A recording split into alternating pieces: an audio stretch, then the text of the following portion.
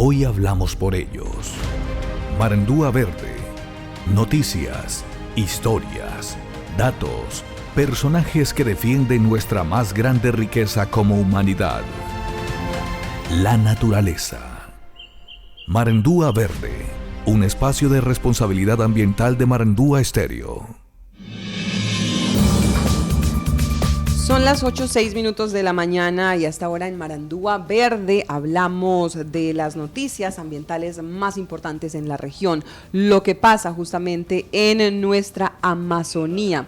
A propósito de lo que pasó la semana anterior en Lima, Perú, donde se realizó la Cumbre Amazónica Indígena, que convocó a aliados estratégicos, académicos, conservacionistas, científicos y también a la comunidad internacional para generar un plan de acción y salvar el 80% de la Amazonía al menos hasta el 2025. En ese momento también se presentaron cifras reveladoras, datos reveladores que dan cuenta de que este bosque amazónico que hoy estamos disfrutando nosotros está en un punto de no retorno por esas altas tasas de deforestación y degradación que combinadas llegan a cerca del 26% de la región, donde cada día se están extinguiendo al menos 137 especies vivas. Fueron algunos de esos datos que se conocieron en el marco de esta cumbre que se desarrolló desde el pasado 6 y hasta el 9 de septiembre, la semana anterior. Como les decía, la sede fue Lima y este fue un evento que organizó la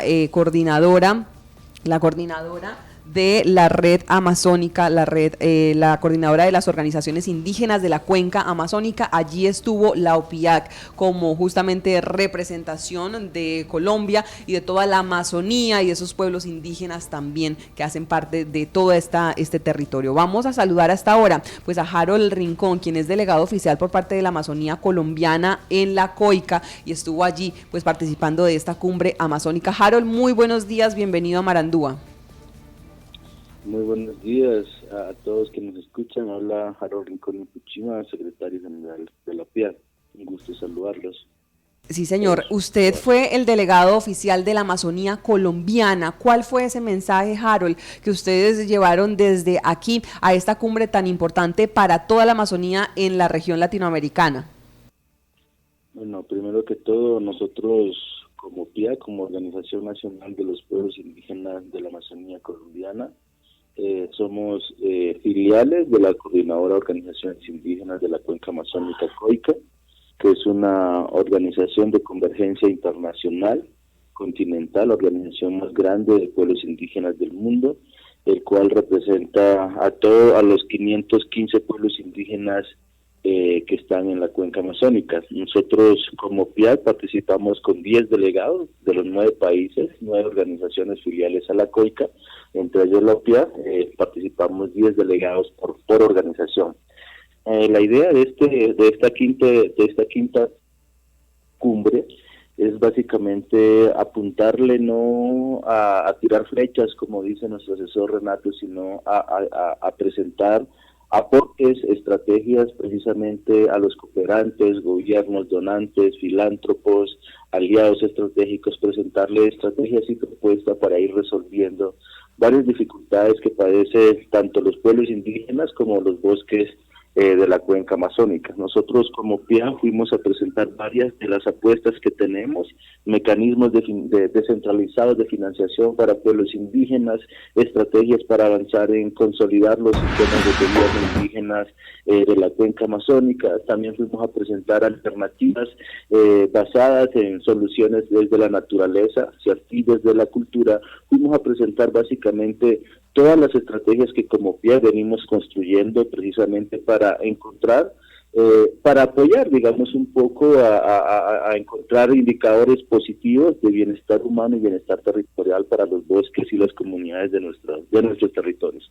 La cuenca amazónica en esta quinta cumbre trató un poco, digamos, además de consolidar lo que se llama el plan de acción para los siguientes 4 años, lo que tratamos de generar fue un espacio de sinergia, generar una agenda conjunta, una agenda estratégica con los aliados, presentar cuáles son los aportes y las contribuciones que hacen los pueblos indígenas desde sus territorios, tanto para metas globales en biodiversidad como para la NDC en las discusiones de cambio climático. me vas diciendo en qué más te puedo ir apoyando. ¿Quiénes son esos grandes aliados? Porque participaron pues diferentes países. ¿Quiénes son esos aliados realmente en el tema de la conservación? ¿O cómo se planteó justamente ese trabajo de apoyar y de proteger la Amazonía? Sí, mira, nosotros el año pasado presentamos ante la UICN, ante el Congreso de la UICN en Marsella, lo que fue la moción, ¿cierto? La moción para proteger la Amazonía. En la meta 3 del Convenio de Diversidad Biológica, que son las metas espaciales, donde la meta dice que hay que ampliar un 30% áreas protegidas y otras medidas eficientes de conservación de la biodiversidad, OMEC. Nosotros dijimos que para el caso de la Amazonía, de la cuenca amazónica, esa meta no es suficiente. ¿Por qué? Porque como tú ya lo decías, los estudios que tenemos y los datos que tenemos, científicos y técnicos, evidencian que ya hay la cuenca amazónica ya tiene una deforestación del 17%.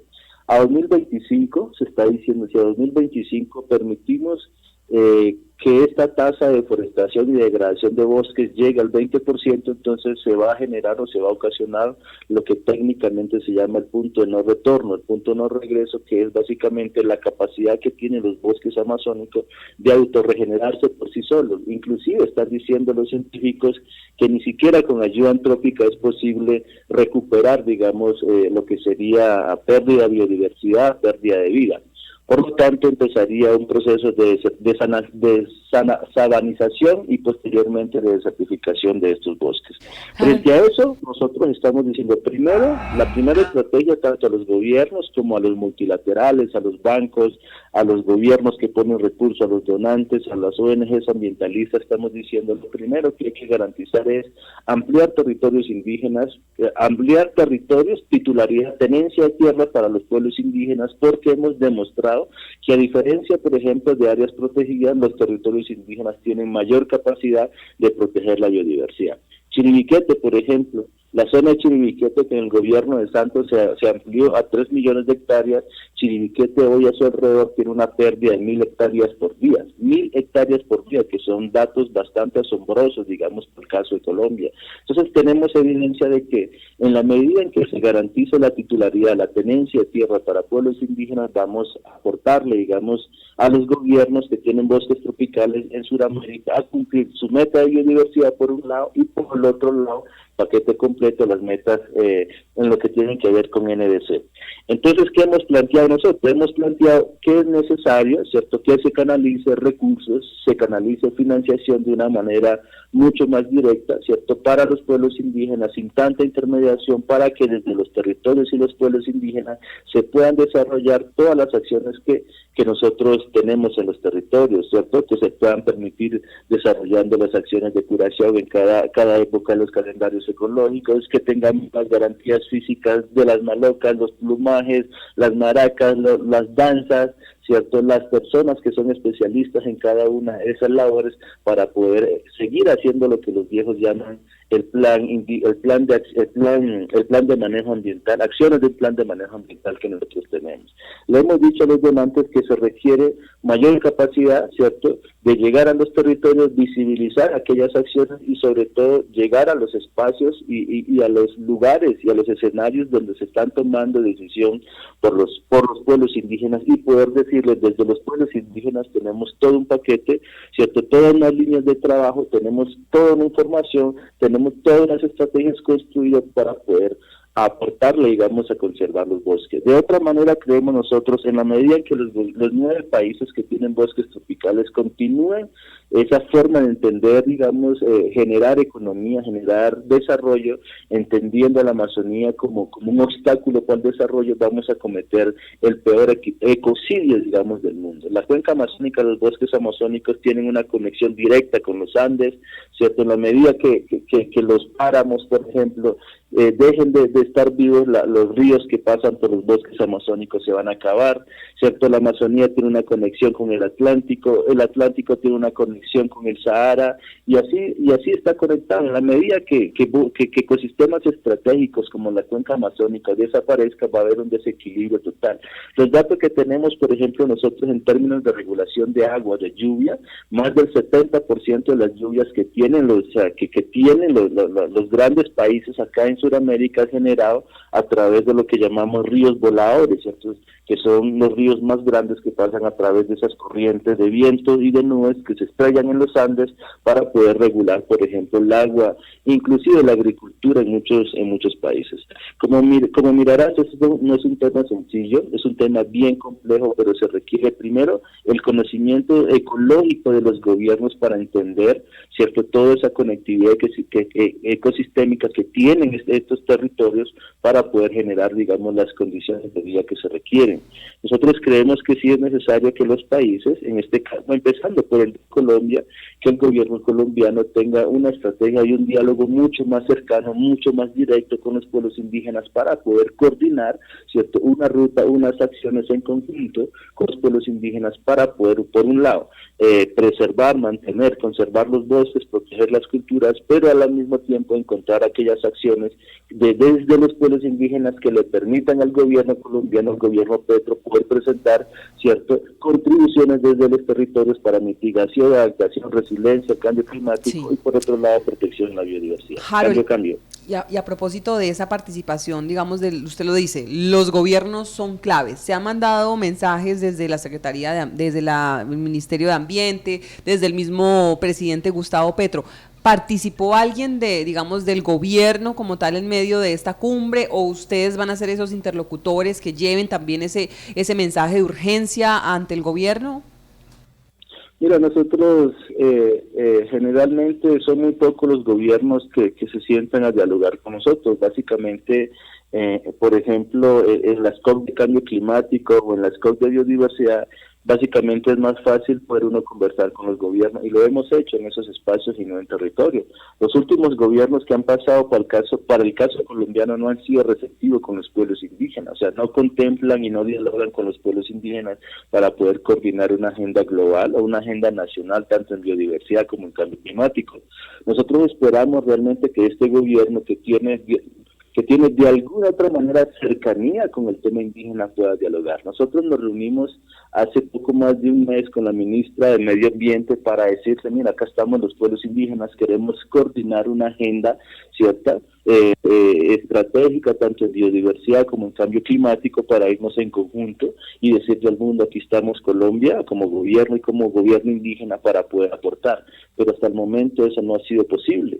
Lo que sí hemos encontrado es algunos discursos de Gustavo Petro, del presidente, en relación, ¿cierto?, con estrategias que está planteando para poder conservar la Amazonía, pero consideramos nosotros que son estrategias un poco desalineadas, desarticuladas con los procesos que nosotros venimos dando desde los territorios. Ahí le hemos mandado nosotros desde la OPIA varios comunicados desde la Mesa Regional Amazónica, pues no comunicados, sino cartas invitándolo al diálogo directamente con los pueblos indígenas de la Amazonía colombiana para poder coordinar las acciones de protección a estos bosques, pero también de fortalecimiento a los sistemas de gobierno que tenemos nosotros como pueblos indígenas. Harold, de pronto allí en esa reunión también se habló de esos bonos de carbono que precisamente acá en el Guaviare tenemos preocupada. Hay un interés por parte del gobierno colombiano, ¿cierto?, en relación con los mercados de carbono. Nosotros desde la OPIAG estamos diciendo es necesario generar un marco regulatorio de mercados de carbono para evitar precisamente que desarrolladores o piratas del carbono que hoy están por todos lados lleguen a los territorios a desarticular a los territorios, a engañar a los territorios, ¿cierto? Y tenemos esa dificultad. Hoy una cantidad de empresas X que están llegando a los territorios con mentiras, ¿cierto?, con información errada, generando contratos, generando a larga duración con los pueblos indígenas, con un desconocimiento total, digamos, que inclusive, decimos nosotros, están violentando derechos, mecanismos de participación. En lo que estoy tratando de decir es que con el gobierno colombiano, con este gobierno, nosotros le hemos dicho, un tema de la agenda es poder regular el mercado de carbono para evitar, ¿cierto?, que estas empresas desarrolladoras, empresitas que se crean en 2 o 3 días, lleguen a los territorios a generar todos los desastres que están generando ahorita. Están generando división en las comunidades, están generando falsas expectativas con información totalmente errónea. Eso nosotros sí solicitamos del gobierno nacional, que se pueda regular, para que no se dañe, digamos, la apertura a lo que sería mercado de carbono. Nosotros sí consideramos que los mercados de carbono pueden ayudar a dinamizar la economía economía del país, pueden ayudar a diversificar la economía del país. Con todo esto decir que la Amazonía no está reclamando, la Amazonía está diciendo con este tipo de estrategia podemos, ¿cierto?, presentarle al gobierno que nosotros tenemos cómo generar PIB, cómo generar recursos que fortalezcan la economía interna del país. Pero sí es necesario, créeme que es necesario que el gobierno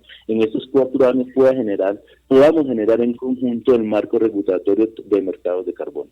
Harold, ustedes ya han identificado esos, como usted los llama, esos piratas de carbono, ¿sí han entrado ya a Colombia y ya han firmado? Claro. ¿Sí? Claro que sí, aquí hay muchas empresas. Hoy por hoy, si nosotros mapeamos los territorios indígenas de los 6 departamentos de la Amazonía colombiana, vamos a encontrar que hay varias empresas, no las quiero nombrar acá, nosotros en su momento queremos llamarlos a Mesa Regional Amazónica, no para hacerles control, sino para darle un debate, digamos, de cómo creemos nosotros que cualquier empresa, tanto privada como pública, debe entrar a los territorios. Nosotros hemos construido desde la COICA una guía práctica que se llama Guía para mercados de carbono de alta calidad. O sea, una guía que le dice a las empresas cómo debe ser el ABC para poder coordinar y realizar ese tipo de proyectos con nosotros en los territorios. Es un documento nuevo que lo vamos a lanzar en la COP de Egipto, en noviembre de la COP de Egipto vamos a lanzar a nivel global este insumo, este documento, porque sí nos hemos dado cuenta que para el caso colombiano hay mucha negligencia, ¿cierto? Hay muchas mentiras que están ocasionando, digamos, vuelvo y te digo, conflictos sociales en los territorios por la desinformación que llevan este tipo de empresas. Entonces sí las hemos identificado, sí están demandadas, incluso hay reportajes, ¿cierto?, sobre el accionar de este tipo de empresas en territorios indígenas. Claro, y es por eso tan importante este espacio que se da, una cumbre que reúne pues a varios países para justamente articular estrategias que lleven a proteger. Hablaban de esas cifras y de esos datos que nos preocupaban y le decía Harold, ese punto de no retorno, tenía la duda, ¿ya estamos en ese punto de no retorno o ustedes lo están o se está proyectando para el 2025? En teoría, o sea, tenemos como 2 visiones un poco sobre eso. ¿Ya? La primera es que decimos que a 2025, o sea, nosotros por eso decimos el marco global que es a 2030, 2050 para nosotros no es suficiente. O sea, las acciones que se deben hacer para el tema de biodiversidad o sea, ya estamos tarde, digamos, con las acciones que hay que hacer. Nosotros hablamos del 2025 como una fecha cercana, pero en realidad ya tenemos secuelas de ese punto de no retorno, es decir, el arco de la deforestación en Colombia, por ejemplo, es grande, nomás con el dato que yo te decía, de las 1.000 hectáreas diarias cerca de Chiribiquete, donde se está proyectando una carretera hacia Mitú, decimos, donde eso se ve, por ejemplo, la apertura de esa carretera, donde se deja, eso va a haber una catombe porque eso va a ser efecto dominó, ¿no? Luego se conectan los otros municipios y cuando hay carretera, cuando hay procesos de carretera, lo que viene detrás de eso son procesos de colonización, es decir, de gente que llega a abrir viviendas, abrir fincas, muchos procesos económicos porque la carretera permite hacer eso, o sea, son 1.000 hectáreas diarias. El tema de las petroleras, el tema de la industria aurífera, ¿cierto?, que está detrás de todo esto, ya está generando, digamos, cierto tipo de secuela, digamos, no los cambios, pero el desequilibrio que hay en los ciclos ecológicos ya están generando, digamos, como las primeras, como te digo, evidencias de que esto ya se está dando, ¿cierto? Por ejemplo, el año pasado se presentaron en varios de los ríos, ¿cierto?, amazónicos, crecimientos bastante alarmantes de los cauces del río. Muchas malocas, por ejemplo, que estaban en el río Pirá, en Cañotoaca, por ejemplo, el río llegó y inundó malocas. O sea, eso ya es evidencia de que hay un desequilibrio, digamos, en los padrones cíclicos digamos, del ciclo del agua. Hay unas evidencias ya directas para decir que este punto de retorno ya está llegando, o sea, ya estamos casi que, digamos, en el punto en el que no va a ser posible ya luego equilibrar. por eso estamos generando nosotros las alarmas, por eso en la cumbre fuimos muy insistentes nosotros con los aliados que llegaron. El que necesitamos es acciones urgentes, o sea, no podemos esperar un plan de acción, ¿cierto?, que quiera salvar la Amazonía 2030, 2050, no, es ahora, las acciones se deben hacer ahora, los recursos se deben canalizar ahora para poder un poco, digamos, hacerle contrapeso a todo lo que tenemos encima. Ustedes muy bien saben que la Amazonía de todas maneras es considerada un botín, ¿no?, por muchos países, donde hay oro, hay agua, hay biodiversidad, etcétera, etcétera. Entonces, eso nosotros debemos nosotros tratar de que no se dé. ¿Cómo lo hacemos? Pues dialogando, sobre todo presentando cuáles son nuestras estrategias, ¿no? Nosotros tenemos varias estrategias ahí que aún no han sido financiadas, pero que queremos que tengan la financiación, que tengan la apertura para poderlas materializar. ¿Qué otro país en este momento está siendo el líder, digamos, en tema de afectación a la Amazonía? Estábamos leyendo, pues por supuesto Brasil en este momento vive una de las crisis también muy grandes con el tema de los incendios, pero Perú también está reportando cifras importantes en materia de deforestación. ¿Qué otros países se destacaron, digamos, en ese tema que estamos hablando? Sí, mira, el arco de la deforestación, básicamente degradación de bosque, está en Brasil, Venezuela, Colombia, Ecuador, Perú, Bolivia principalmente, ¿ya? Esos países principalmente, que son países grandes, ¿cierto? Ahí tenemos, digamos, en el trabajo que hemos hecho con RAICE, hemos identificado cuáles son las distintas amenazas, tanto por petróleo, como por gas, como por carretera, ¿cierto? Varios drives que tienen que ver con degradación y deforestación. Estos son los países que más cifra tienen en ese sentido, pero también es cierto que tienen estructuras organizativas que le están haciendo frente a esta situación. Ecuador ha podido sacar, digamos, del país a más de 45 empresas petroleras que tenían licencias para explotar petróleo en sus territorios. Lo han sacado como a través de la lucha, a través de la vía de hecho, a través de sus guardias que tienen, lo han podido realizar. Lo mismo los compañeros allá en Bolivia, o sea, ¿cierto? Empezando, digamos, con los desastres que dejó Evo Morales ahí con la apertura que le dio a las inversiones chinas, ¿cierto? Con las carreteras que se hicieron por los territorios indígenas que ellos tienen allá. En Ecuador también con las políticas que generó Correa para traer petróleo, sobre todo en la Amazonía ecuatoriana, dejaron unas catástrofes amazónicas bastante grandes. Lo que yo estoy tratando de decir es que estos grandes países han tenido, digamos, esa apertura un poco complicada, porque son aperturas que se da como política de gobierno, políticas digamos, de enfoques economicistas, extractivistas, que creen que la Amazonía está precisamente para generar pica a través de la explotación de estos recursos. Entonces estos países han sido los más afectados, ¿no? En términos de minería, en términos de carretera, en temas de apertura a mercados globales, en términos de explotación de ganadería. Estos países han sido los más afectados porque son los países que más bosques tienen, ¿no? En el caso de Brasil, pues tenemos las grandes represas que en los años 60, en los años 70 dieron la apertura a la internacionalización del movimiento indígena amazónico. Secretario. Pero igual había una respuesta, ¿verdad? Sí, secretario. Había respuesta de parte nuestra. Aquí en el departamento del Guaviare y en la Amazonía colombiana, pues además del tema de la deforestación, hay otro conflicto pues importante, y es pues de dónde viene esa deforestación, de dónde viene ese acaparamiento de tierras, y lamentablemente se ha conocido pues que hay mafias justamente detrás de eso, que además mafias y grupos ilegales que han sacado a los indígenas de sus territorios. Es decir, que la problemática es mucho más compleja, y sobre todo cuando ustedes proponen que se respete sus territorios indígenas, que ustedes puedan regresar a esos territorios y que sean ustedes los principales aliados y guardianes de esa Amazonía. Para que lleguemos a eso, primero tendría que salir de esos lugares los grupos ilegales que hoy están haciendo, digamos, uso de esas tierras, acaparándolas, deforestándolas, teniendo ganaderías y demás. ¿Cómo desde la OPIAC ustedes están planteando abordar puntualmente ese tema de ese conflicto? Mira, si nosotros sabemos que, o por lo menos el presidente Julio de la OPIA siempre dice, ¿qué es lo que más mueve economía en los territorios amazónicos? ¿Qué genera, digamos, un flujo de capital, digámoslo así, en la Amazonía colombiana? Y, digamos, ¿es recursos públicos, privados? No, lo que está moviendo capital en la economía, eso es la economía ilegal y economía ilícita. Es decir, como hay poca apertura, digamos, institucionalidad y estatal, ¿cierto? Hay una cantidad, digamos, no hay institucionalidad, ¿cierto? No hay quien controle, pues no me refiero al tema militar, sino es como a la capacidad que tienen los territorios amazónicos al de Estado generar mismo, flujos de capital. ¿Quién genera ese flujo de capital?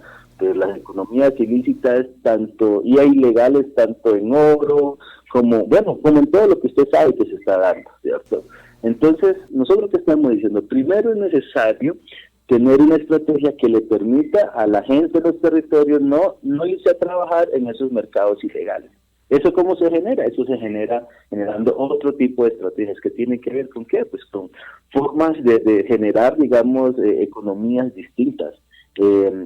Economía indígena, por un lado, estrategias de soluciones basadas en naturaleza, como proyectos REI, pagos por servicios ambientales. Nosotros estamos diciendo, si no le damos apertura, ¿cierto?, a este tipo de situación, la gente en los territorios se va a dedicar a lo que primero llegue. ¿Qué es lo que primero llegue? Pues economía ilícita y legal, ¿cierto? Y usted sabe que estoy hablando. Entonces, ¿qué se requiere acá? Estamos diciendo nosotros, requerimos que haya una apertura para que desde los pueblos indígenas podamos nosotros entrar a generar recursos, ¿cierto? Recursos para poder movilizar nuestros planes de vida. Nosotros en los planes de vida tenemos una cantidad de estrategias, proyectos y programas para el tema de generar capital, para el tema de avanzar en procesos educativos, para el tema de avanzar en procesos de salud, en temas de gobernabilidad, pero lo que nos hace falta es recursos. Necesitamos realmente que a través de lo que llamamos mercados de carbono, pagos por servicios ambientales, generar esas condiciones para que entre recursos de manera limpia a los territorios y así combatir.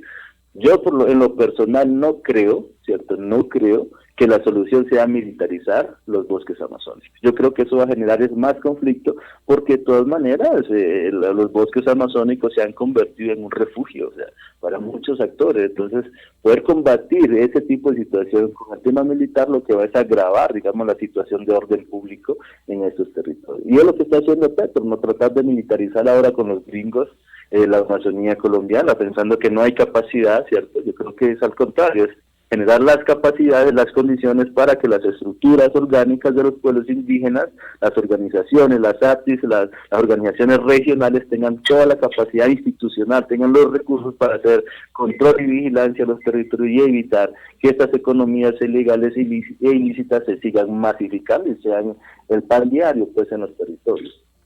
Sí, pues es toda esa problemática que viene justamente detrás y alrededor de esa propuesta que ustedes hacen, de el apoyo y la gran autoridad que podrían ser los pueblos indígenas a la hora de proteger y de conservar la Amazonía, de conservar los bosques, de conservar la fauna, los ecosistemas que tenemos aquí en nuestra Amazonía, que no es solo nuestra, ¿no? Hay que decirlo, lo compartimos con Latinoamérica, lo compartimos con el mundo y con la humanidad, porque hoy estamos hablando justamente de ese punto de no retorno, de cómo esas consecuencias ya nos están afectando desde cualquier punto en el pero ahí sí te voy a hacer una interpelación en lo que manifiesta. La Amazonía es nuestra, o sea, la Amazonía es nuestra, eso es lo primero. No puede ser que por democracia ambiental entonces el mundo entero y los demás gobiernos tengan la capacidad de decidir qué es lo que se requiere en la Amazonía. Yo discrepo un poco de ese argumento. La Amazonía es nuestra, pero los servicios que pueden aportarle al mundo para que el mundo tenga las condiciones ecosistémicas para vivir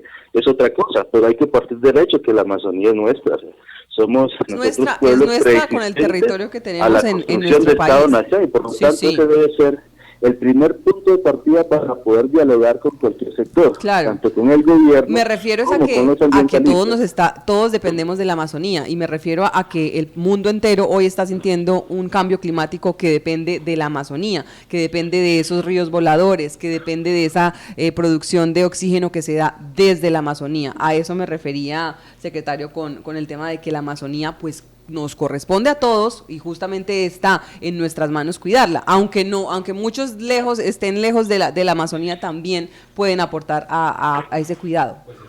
Eso es lo que sustenta esa cooperación internacional.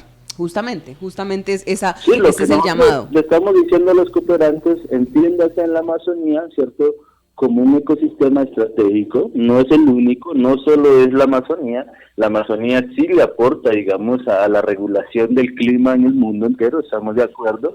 Los sistemas de conocimientos que son conexos a estos territorios le aportan a la conservación, ahí estamos de acuerdo, y por esa misma razón hablamos con los cooperantes. O sea, vuelvo y le digo, en la medida en que los bosques amazónicos tienden a desaparecer, va a haber un desequilibrio mundial, eso lo sabemos, pero asimismo, en relación con el Atlántico, en relación con el Sahara, en relación con los Andes, si no se hace, o sea, de nada sirve un poco, digamos, hacer acciones para proteger los bosques amazónicos si estamos descuidando los páramos, por ejemplo. Entonces, lo que estoy tratando de decir con esto es que debe haber una estrategia de carácter integral que permite no solo poner en el centro de la discusión a los bosques amazónicos, sino es la discusión de los diversos ecosistemas que están en conexión para poder regular, digamos, un poco la crisis climática en el planeta. Y, sin embargo, el papel de los bosques amazónicos ahorita se da la apertura es porque desde los bosques amazónicos se puede, digamos, generar cierto tipo de estrategias para capitalizar recursos y poder, digamos, aportarle a las necesidades básicas insatisfechas que tienen muchas de nuestras comunidades en los territorios, que es una discusión distinta a través de la regulación de mercados de carbono. O sea, si nosotros no hacemos eso, créeme que las economías ilegales y las economías ilícitas lo que van a generar es recursos, mover capital, pero pagando caro, digamos, en términos de degradación y deforestación de bosques. Lo que nosotros hacemos en el tema de mitigación, ¿cierto? Y mitigación sobre todo a través de las estrategias de proyectos REGO, pagos por servicios ambientales, generar capital un poco, pero sin degradar y deforestar estos bosques, que es distinto. Sí, señor, pues vamos a estar muy pendientes y entonces atentos de cómo avanza esa propuesta que ustedes hacen desde la Amazonía con este nuevo gobierno, que parece estar, como usted lo dice, interesado. Sin embargo, esas estrategias que hasta el momento se han vislumbrado, pues, ¿qué tan alineadas están con las que ya están en territorio? Esa es la gran pregunta y eso es lo que vamos a estar, pues, atentos aquí desde Marandúa Verde. Secretario, atentos a ver cómo avanza justamente esa declaración. Era el secretario general de la OPIAC, Harold Rincón, con quien acabamos de perder comunicación, pero esto es Marandúa Verde, un tema muy importante. Todo ese tema se hablaba desde Lima a Perú, hablando de no solamente Colombia, sino de Ecuador, Brasil, Venezuela y Bolivia, que son los países que en este momento estamos en ese arco de la deforestación, dando un mensaje de urgencia que hay que proteger ya nuestra Amazonía y lo que nos queda. Y es importante el mensaje que daba el secretario de allí, de la OPIAP, y es el tema de que debemos actuar desde lo local a lo global, no esperar que nos solucionen, por ejemplo, para los países que envían el recurso, es decir, no es que haya que nos solucionen el problema en Colombia, enviemos la cooperación, sino es actuar, y lo mismo nos sucede acá en lo local. El problema no es allá en la selva, el problema también es acá, y debemos empezar a actuar también desde acá, desde la ciudad. No necesariamente tenemos que estar allá en la selva, sino debemos estar desde acá, porque desde acá generamos también huella de carbono. Es que está en todo, sí, señor, así es. Muy bien, son las 8:38 de la mañana. Lo cierto es que los datos que nos deja, pues, es preocupante, porque habla justamente de que necesitamos proteger ese 80% de la Amazonía, porque es posible de continuar como vamos, que para el 2025 esas acciones que ya están retrasadas, pues no vayan a ser suficientes para garantizar esa autorregeneración de la Amazonía. Son las 8:39, esto es Marandúa Verde.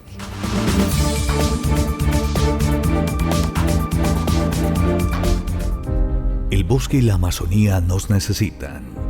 Hoy hablamos por ellos. Marandúa Verde.